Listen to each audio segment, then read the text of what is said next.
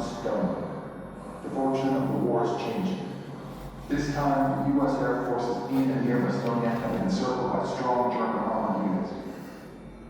More German armored units have crossed the river to have taken march to reach Saint-Hubert by passing through Hombre-Sibre-Tillet, leaving reports in German hands.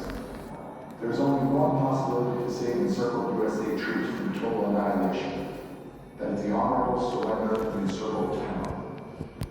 In order to think it over, a term of 2 hours will be granted, beginning with the presentation of this note.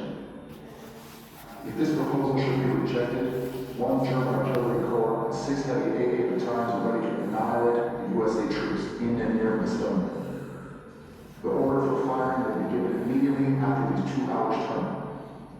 All the serious civilian losses caused by this artillery fire would not correspond with the well-known American commander, the German commander.